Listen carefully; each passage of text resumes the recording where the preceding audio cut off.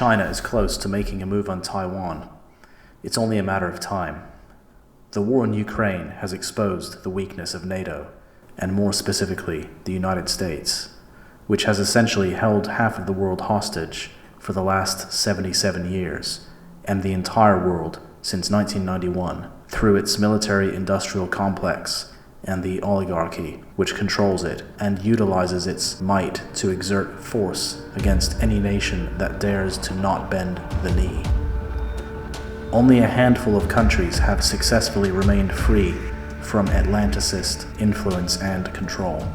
Most others have either been subjugated through soft power or have reluctantly aligned themselves. Then there's the handful that refused, and they are met with humanitarian invasions and bombs of peace dropped from 30,000 feet. Many countries present themselves as Atlanticist allies and appear to be on friendly terms so that they can enjoy international trade in order to enrich their economies, or simply because of weak leadership.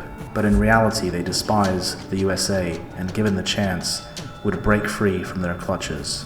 The petrodollar has enabled the US to maintain a huge defense budget for decades.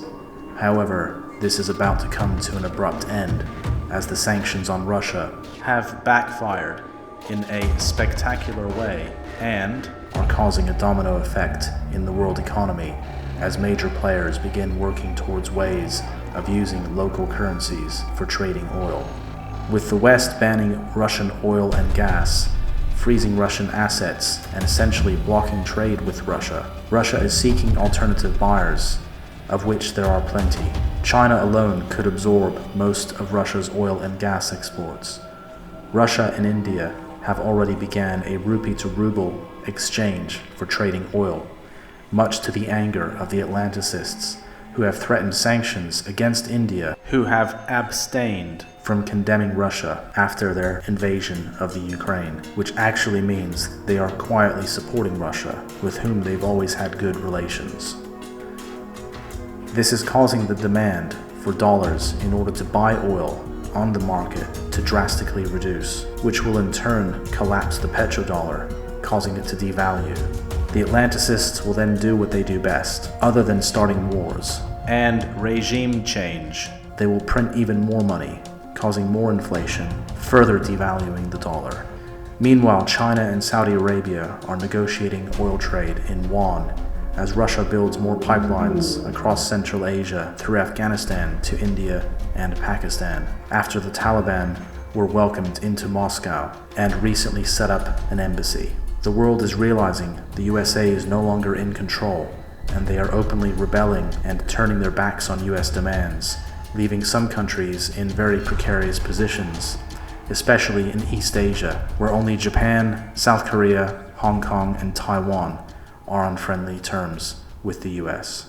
They rely heavily on America for defense, and they import just about all of their commodity requirements. As the US has proven to be ineffective against Russia with the Ukraine, China is waiting for the right time to strike. There is an important difference to be noted here. Unlike the Ukraine, the US guarantees Taiwan's security, meaning any foreign threat will be met with American force directly, not through proxy, but direct military intervention. That being said, any conflict between the USA and China will be at sea and in the air. A land war is very unlikely due to China and Taiwan's geography. There is simply no location for an American or NATO task force to embark from.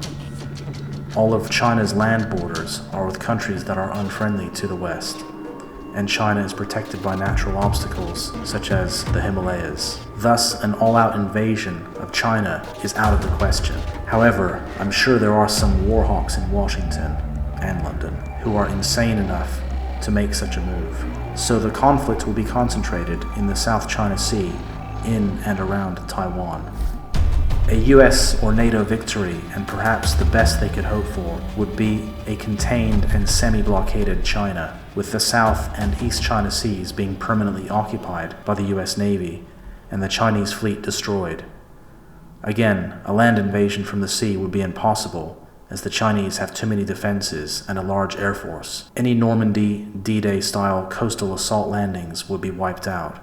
Also, an independent Taiwan would be the main objective of the US, so simply preventing China from occupying Taiwan would be considered a victory in itself, without any real damage being inflicted on the Chinese war machine. The strategy would be to destroy as many Chinese warships as possible and to draw out Chinese warplanes and pick them off piecemeal. There would also be strikes against coastal defenses, airfields, and naval bases.